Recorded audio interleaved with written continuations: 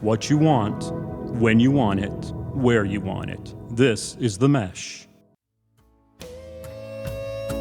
The 5th annual Pinehurst Barbecue Festival is right around the corner this Labor Day weekend. The 3-day event in late August features 5 signature events, concluding with the Christopher Prado Pitmaster Invitational on Sunday, August 31st in the iconic village of Pinehurst. 7 of the state's top pitmasters will be on hand for patrons to sample 7 different meats and 7 different southern sides, including brisket, ribs, pork barbecue, smoked crab, and much more. Tickets to all of the events are on sale now at PinehurstBarbecueFestival.com. And remember, to help celebrate the festival's 5th anniversary, purchase a ticket to be entered into a drawing for Tickets for Life. That's right, Tickets for Life. Don't miss one of the top food festivals of the year in North Carolina. Log on to PinehurstBarbecueFestival.com and secure your tickets now. And one of the pitmasters featured at this year's Christopher Prieto Invitational is Adam Hughes from Old Colony Smokehouse in Edenton.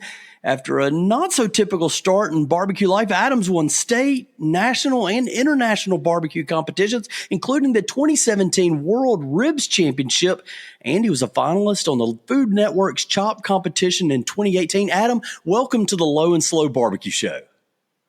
Hey, thanks for having me. I appreciate it. Yeah, we're excited to talk to you a little bit more about the business. But before we get too far along into Old Colony Smokehouse, I know you're also a certified Kansas City Barbecue Society judge. In addition to being a pit master, I want to talk about your ribs.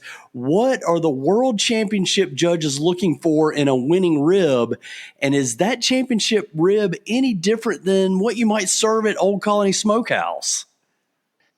Yeah, so flavor profile that we serve here at the restaurant is completely different than the rib that I won a world championship with. That what we do here is more of a kind of a hybrid between a Carolina style and a Texas style. Is really what I like to eat. Mm-hmm. When you do over 100 Kansas City Barbecue Society competitions and you keep eating sweet ribs after sweet ribs after sweet ribs, you kind of get sick of it. So, we don't cook those here at the restaurant, except on occasion for kind of like a back of the house snack. But those ribs that we turned in for that competition, I was on a rib hot streak for a while there, and I really had them dialed in. They were super sweet, candy apple red in color, borderline fall off the bone, a little mushy for my taste. Yeah. But very well rounded in flavor, but not something that you would want to sit down and eat a whole rack of, just because the flavor profiles were just so potent, I guess is a good word to use. There's just so many flavors going on that it's not something that would be enjoyable. It's definitely a 1-bite, 2-bite enjoyable rib, but beyond that, you probably would your palate would get tired of it. And that's what it takes to get that championship judge attention, right? That one bite of super flavor versus I want to sit down and eat 12 of them.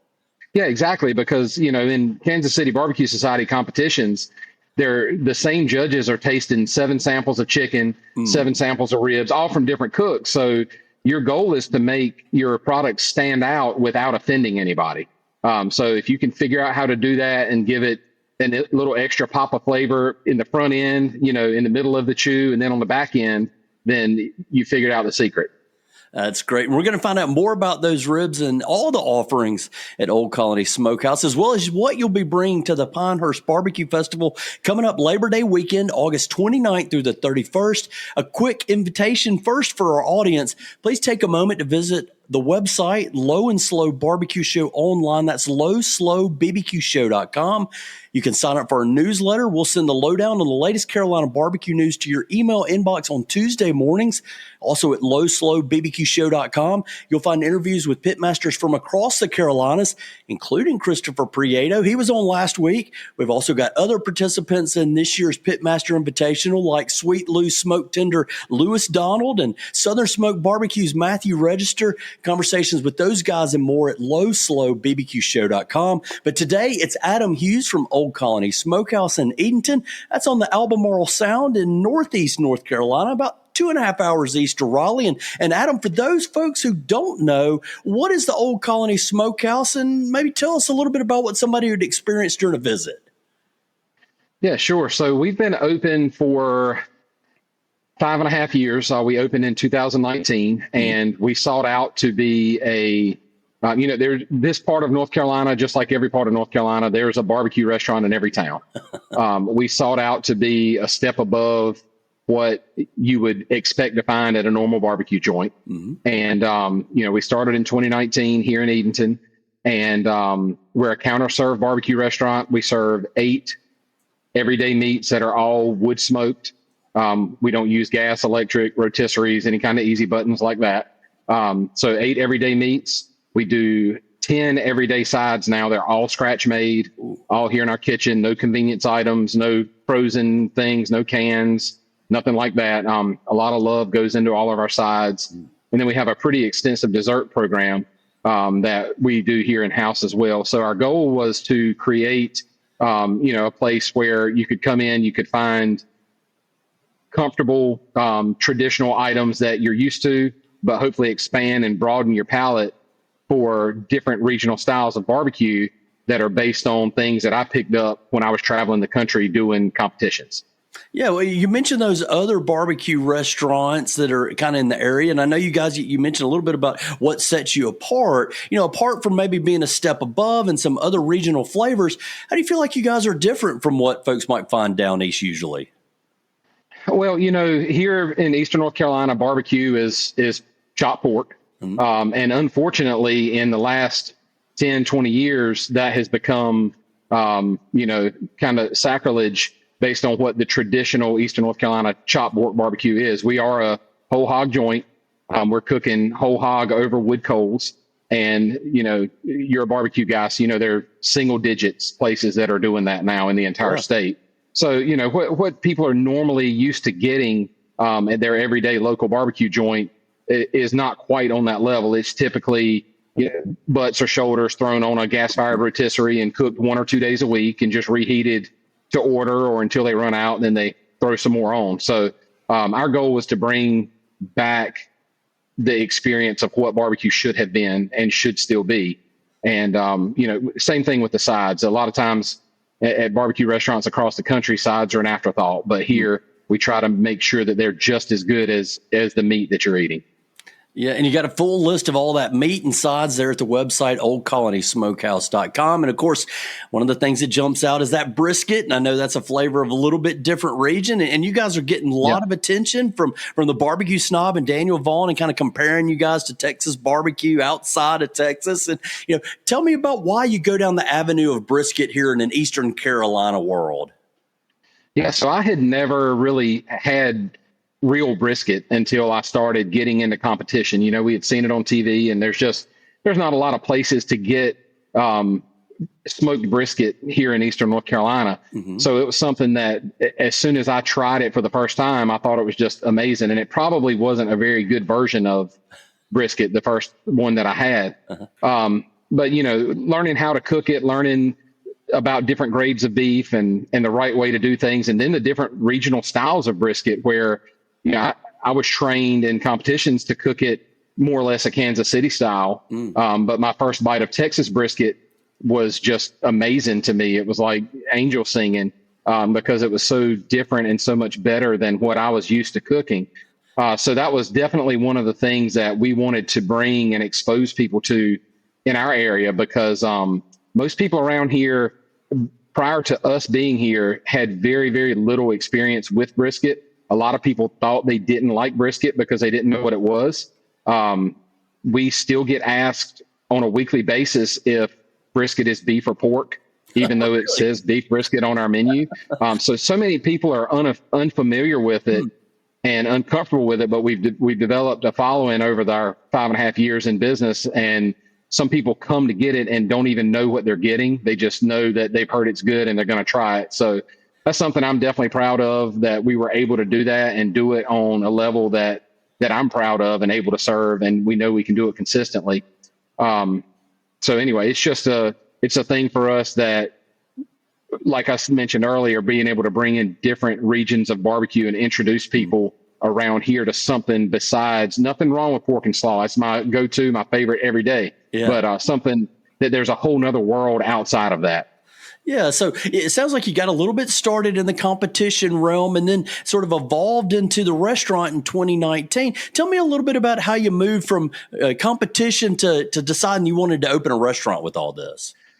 I think it was probably a very similar path of what everybody else who has been down that same road has done. You know, you're cooking in the backyard and somebody tells you, oh yeah, you could win a contest, you should enter one. So you do it. And then once you start getting pretty good at it, then people say, oh, you should sell your food. So then you start doing that and you cook for parties and little things, you know, when the opportunity arises. Any opportunity you get to cook is a good time, you know, when it's a hobby. But my day job was a commercial general contractor, and I traveled all over Virginia, North Carolina, and into South Carolina some, working on various commercial buildings from restaurants to schools to offices. And it was a pretty high stress job and lots of things going on that were way out of my control. And I found that barbecue was sort of a release for me, something to kind of get me back grounded and put me back in touch with things that I like to do and kind of settle me down some. And I found myself more and more just floating through the week, getting to the weekend so I could go compete and go cook barbecue. And, you know, you get people telling you should open a restaurant, you should do this, you should do that. And the chopped airing really kind of lit that fire, because in competition barbecue, you're not allowed to share your food with the public. You know, it goes to judges, and typically there are food vendors at those events that are selling food. So the competitors would be competing against the vendors who have paid to get into the event. So they don't let you give out samples. So after the chop airing, we had a small social media page for the competition team where our sponsors kept up with us and things like that. And our inbox just floods with, hey, where can we try your food? We want to buy some. Yeah. Where are you going to be? We want to do this. And, you know, I would go to competitions and I'd have people waiting outside of my trailer door to buy food that I couldn't let them try. Wow. So, you know, that really got my wheels turning on, okay, if I were ever going to do this, this is probably a good time to do it. So I really started looking for available spaces. Found one about 1.5 miles from my house here in Edenton. It was not at all ideal, but it was a very, very small investment. And I knew that if I crashed and burned, which I fully expected to do, that, you know, I wouldn't be out of a whole lot of money and I could just jump right back into what I was doing. And I would have only lost a few months out of my life. But, you know, luckily it worked out. Everything has far exceeded my expectations and our projections. So it turned out to be a good decision. Yeah, and it looks like you've expanded into a newer, larger location there on North Broad Street there in Edenton. And I heard you mention there just a minute ago that construction job was stressful. Now, all the stress is now gone in the restaurant world. Yeah, of course. I mean, yeah, I knew I would get rid of all my stress and this would just be super easy. So it win-win. Yeah, you know, I tell people all the time, this is a different type of stress. So in the restaurant world, as an owner, yeah, you're stressed pretty much 24/7, but definitely from the minute you walk into the door until the minute you go home. But it's quick stress. It goes away. You're able to solve problems and you can make it go away. When you're building a school that has a 36-month project schedule and you're behind after the 6th month, then you've got 30 more months of just this pit in your stomach of, okay, how am I going to catch this thing up? How am I going to get it back on budget?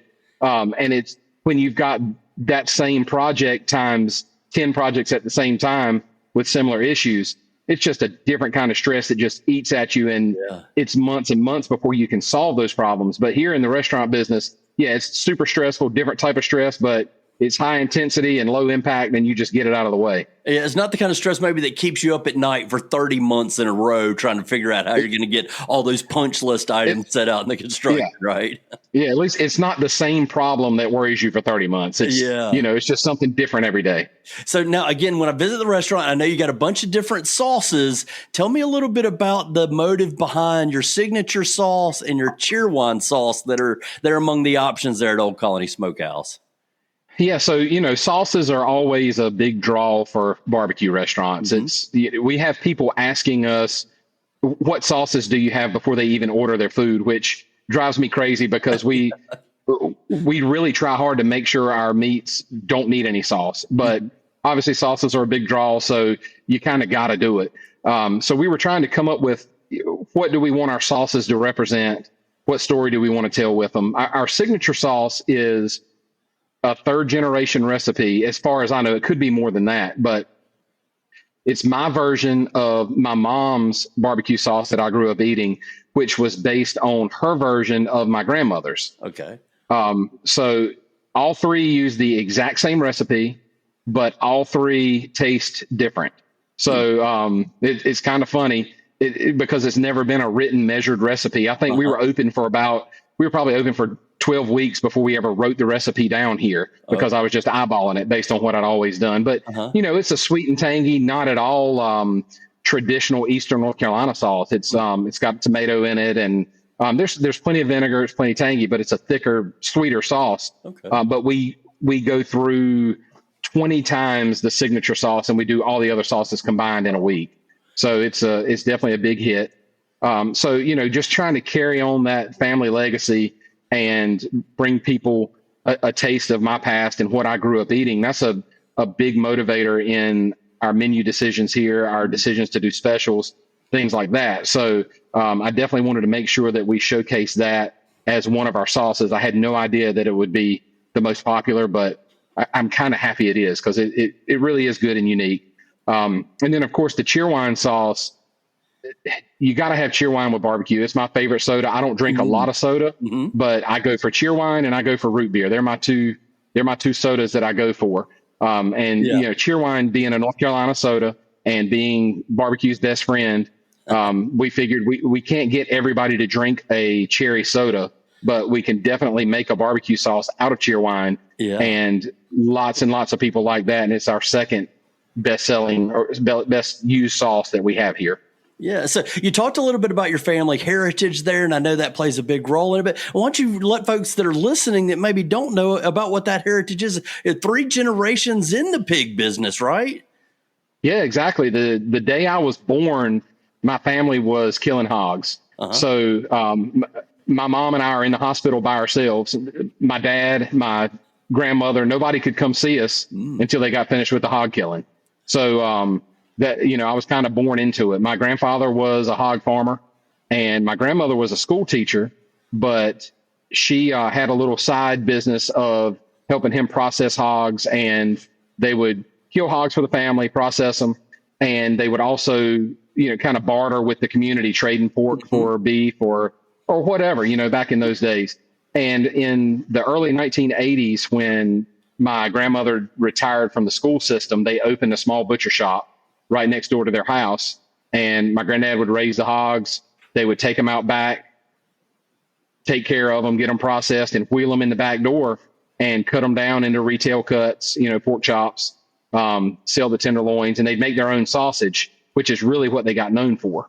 But they would also cure hams, bacon, air dried sausage, just all these country things that are gone away now. They're very well known for it. So I grew up right across the street from there, and I spent a lot of my childhood in that store learning everything from picking up cigarette butts in the parking lot to how to make sausage, how to cut out tenderloins and debone a hog, and running pork loins through the meat saw and curing ham. So I learned all that stuff at a very young age and carried it with me right on through high school and into adulthood. They actually finally closed that store for good about 10 years ago. So luckily I got to live a lot of my adulthood as at least with some involvement in that business. And did you ever think that you would continue the legacy in some form or another? I mean, a restaurant's different than a butcher shop, but did you see yourself going down this path?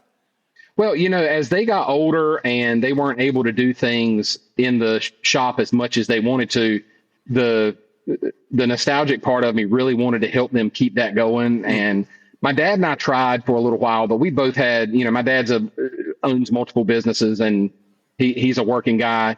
And I had my general contracting job. And, things are different now than they were in 1985. There's a Dollar General on, every 3 miles, and they can sell eggs for, a third of what could be sold at the butcher shop. And people have really lost touch with appreciation for quality. And, they're more interested in buying the commodity grocery store pump full of injection pork chops than they are something that came off of a hog that was fed with grain that the farmer raised, and cut right in the back. So it got really hard to keep that going with the world changing the way it was. So yeah, I guess to answer your question, I kind of hoped that I could carry that legacy on, but I felt like it probably was not a very profitable way to make a living. Not that I wanted to get rich, but I felt like it probably just couldn't sustain. So I never expected to carry it on in this manner, being able to kind of utilize the same skills that I learned in the restaurant setting. But I'm so glad I did.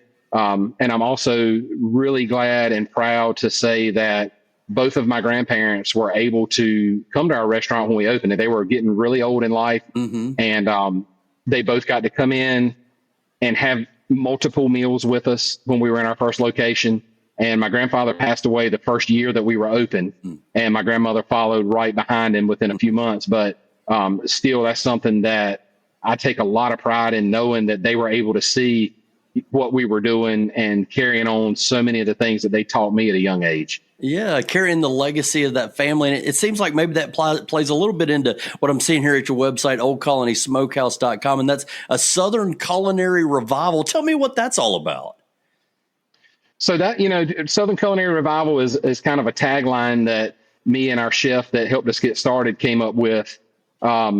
Revival is a word that has a lot of meanings. If you look it up in the dictionary, there's several definitions for it. One is bringing something back to life. So what we try to do here is bring things back to life that people have either forgotten about or got too busy to do, or just are too inconvenienced to do, like cooking a whole hog over wood coals. That's not a very smart business savvy move at all. Butts on a gas fired rotisserie will make you a whole lot more money, and it's a lot easier. Yeah. But we're trying to revive those traditions. Our sides, we put the same love into reviving traditions as that. One of the things that my grandparents used to do, they called it curing side meat, but it's essentially a cured pork belly. And we do a 21-day cured pork belly here. It cures for 21 days. It cold smokes for 48 hours. And we do that only to season our green beans here. So that it gets used for nothing else except to make stock for our green beans. So, that's the way my family cooked. That's the way the old timers knew how to do it.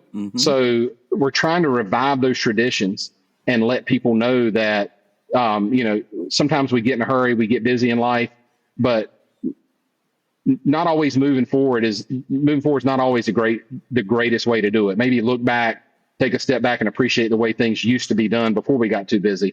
Also, revival can mean, if you think about it in the church aspect, I grew up in the church, going to the Baptist revivals. It's an occasion. It brings people together. So that's something that we wanted here. Our restaurant is not cheap. We're not, the $5 sandwich and fried okra that you can get at somewhere down the street. This is a little more expensive. It's something that you have to plan out, and it's actually an event to go to. You're excited about coming here. It's not, okay, it's Tuesday at 1:30 and I'm hungry, so let me go hit the drive-through at Old Colony and get something to eat. It's not that at all. These are people walking in the door that have made it a point in their schedule to come here. They're excited to come. Maybe they've gotten dressed up. I don't know, but they've called friends, they've called family, and they're gathered here just like at a church revival. And also at a church revival, it should bring a new appreciation or a revived appreciation for the subject matter that you went for. Yeah. So that's kind of what we're going for here, is a renewed appreciation for food, for barbecue, for Southern cooking, for what we were doing. Yeah, a little bit of divine inspiration coming in on a special occasion there. Yeah, exactly. So hey, I want to take just another moment and talk sort of about your heritage and your history. We're going to talk about the Pinehurst Barbecue Festival, but first, you spent so much time in the butcher shop. You've made some sausage. You even mentioned the sausage. Talk to me about what it takes to make a good sausage. Maybe offer some folks listening some advice if they're trying to start out into the sausage world. Well, one thing that I have learned here at the restaurant since I've been making sausage and making connections with other people in this business is that the way that we make sausage is completely different than everybody else does it. Even when Daniel Vaughn was here, we were talking, he mentioned how unique our jalapeno cheddar sausage was. He said, I've eaten it at thousands of places and yours is unique. And I said, yeah, the way we do it is unique. It's just completely different than everywhere else. And, I didn't learn from people with Czech roots and I didn't learn from the Texans like a lot of people are doing now. I've been very interested to see their ways of doing things, but the way my grandparents taught me to make sausage was completely different. Our texture's different, our flavor's different, our process is different. So, as far as advice to offer somebody, I think the biggest thing that I took away from my sausage making with my grandma, she was the meat Nazi in her store. She would have, this huge table in the back with ladies all standing around it with knives, cutting out parts and pieces of the hog to go into their sausage. And it was her job to make sure that every ounce of meat that went in there was desirable quality meat. You hear the saying that you don't want to see how the sausage is made. She would invite anybody to watch how hers was made. It was actually done in the open. When you were in there buying a loaf of bread, you could see everybody making sausage. Mm-hmm. You were not allowed to put a vein in there. You were not allowed to put a growth, anything that looked undesirable did not belong in the sausage. So much so that she had a 2-step process for watching what went into the sausage tubs before they got ground. And then she was always watching over the grinder as things were going in there to make sure nothing that she wouldn't cook in a pan and put directly in her mouth ever went into her sausage. So we kind of take those same principles here and we apply it to everything, but especially our sausage. So, we're going through and if we're trimming up ribs and there's a spot that's, where a vein shot out or whatever, it's going in the trash. It's not going in the sausage. So, I think what she taught me was if you wouldn't put it in a pan and cook it and eat it, it doesn't belong in your sausage. Yeah, very meticulous eye for detail and only the best pieces going into that sausage. That's great advice. Let's talk about Pinehurst in the little bit of time we've got remaining here. So, Adam, I see your menu is going to be brisket burn-ins with cucumber salad.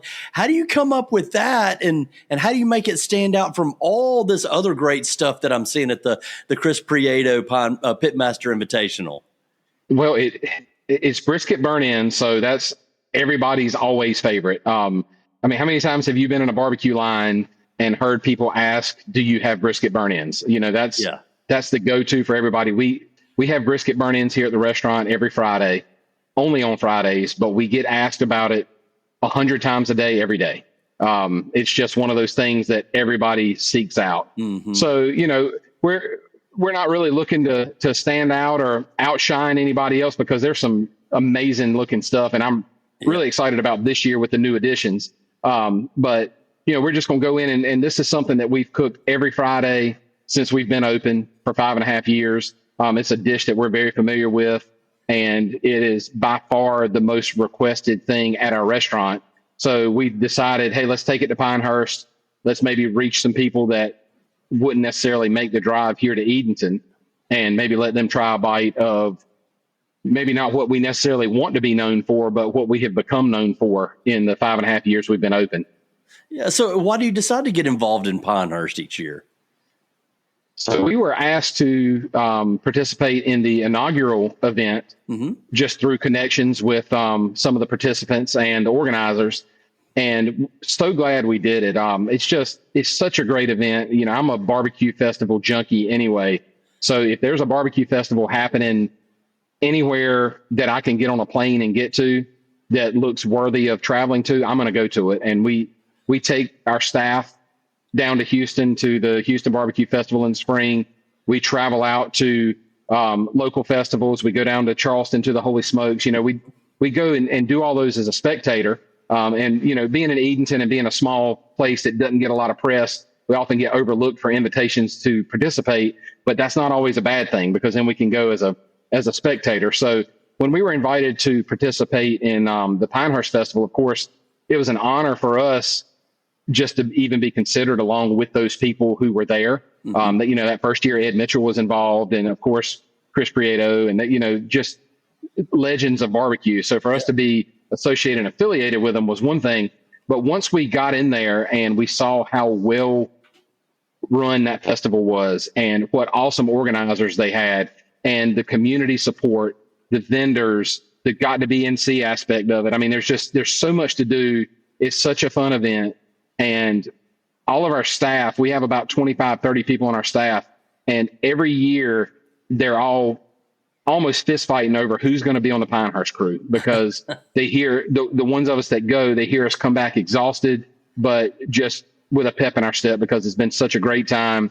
It's such a great event. And, for me, from a spectator standpoint, if I were to visit that event, I mean, talk about the bang for your buck, man. You got 7 restaurants there giving you a ridiculously sized portion of protein, another ridiculously sized portion of a side and these guys don't just mail it in. You go to these festivals where people just mail it in and they just slop something on a plate just because they have to be there. These are people who want to be here and want to show off their craft and want to be proud of what they're doing. So for me, it's awesome to be affiliated with that, be alongside of them. And it makes me every year go in feeling like I've got to step my game up just a little bit more than I did last year because every single person brings it every year.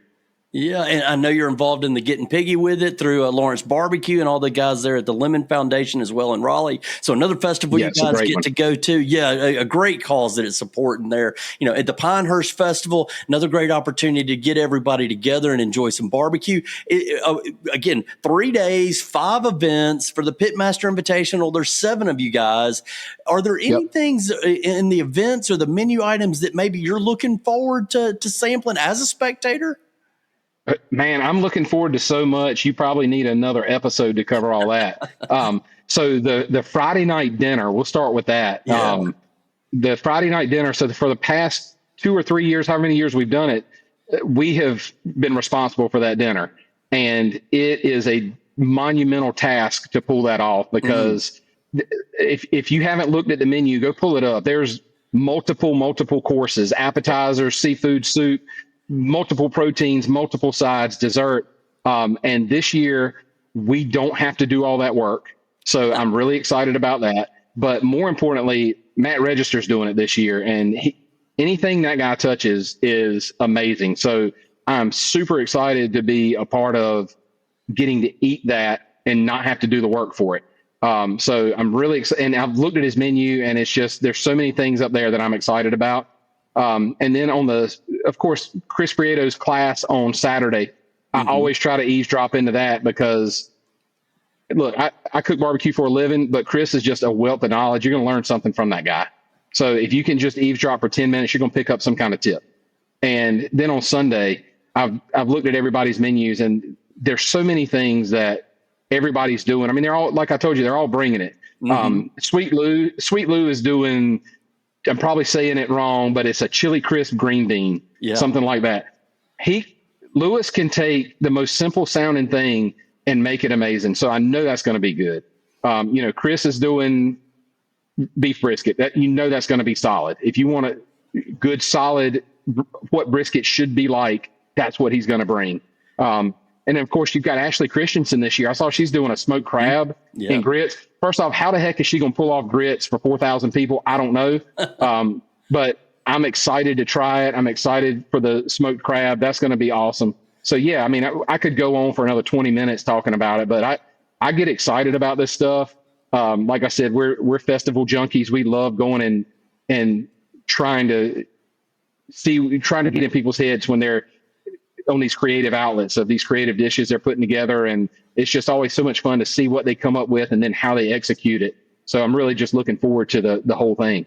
Yeah, really creative dishes. You said it well there. You can see it all at PinehurstBarbecueFestival.com and click into the festival events. You see the Q School, the Bourbon and Bites, Barbecue Reimagined. And of course, you mentioned the High on the Hog dinner with Matthew Register. 12 menu items he's got listed up there, and all Crazy. of them sound better than the next. I don't know. The last Yes, one, exactly. Cinnamon Toast Crunch Bread Pudding, as the last one. Yeah, Boy, we that's were just talking about that this morning here at the restaurant. It sounds amazing. Yeah, going to be fantastic. So as we wrap it up here, Adam, just got to ask you, what keeps your fire burning to run the restaurant after all these years of competitions, being a festival junkie, as a spectator and a participant? What keeps you doing it? The people, it's the people that come in here in this restaurant every day. I told my wife helps me run the business. Mm-hmm. She's here with me every day. And we were having a conversation last week about how every single week we have a majority of our business are people telling us it's our first time here. And I told her, I said, we're about to run out of first timers. What's going to happen when we do? Because over half of our business is first timers.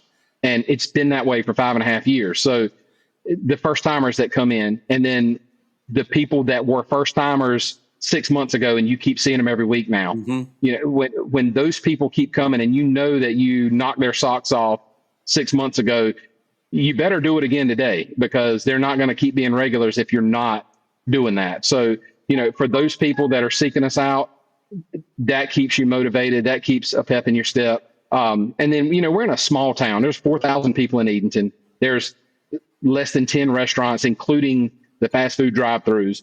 So we've got regular blue collar guys who work at the factories in town. They work at the garages in town.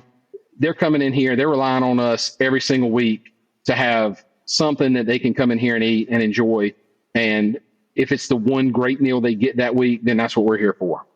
And that, my friends, is the final word from Adam Hughes from Old Colony Smokehouse in Edenton. Adam, thank you so much for joining us today. Yeah, thanks for having me. I really appreciate it. You can meet Adam Hughes and the Old Colony Smokehouse game, sample his food during the Christopher Prieto Invitational. Of course, that's at the Pinehurst Barbecue Festival, Labor Day weekend, August 29th through the 31st in the village of Pinehurst. Tickets are available at PinehurstBarbecueFestival.com. And remember, if you buy tickets online today, you'll be entered to win a lifetime pass to the Pinehurst Barbecue Festival's Pitmaster Invitational every year.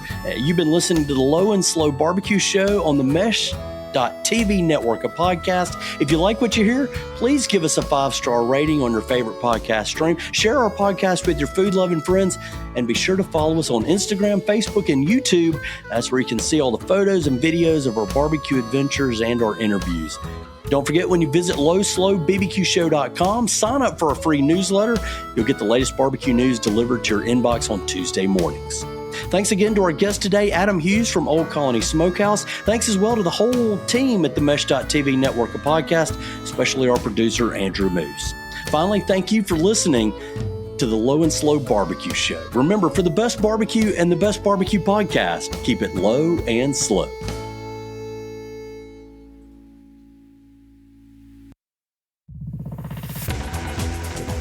You've been listening to The Mesh, an online media network of shows and programs ranging from business to arts, sports to entertainment, music to community. All programs are available on the website as well as through iTunes and YouTube. Check us out online at themesh.tv. Discover other network shows and give us feedback on what you just heard.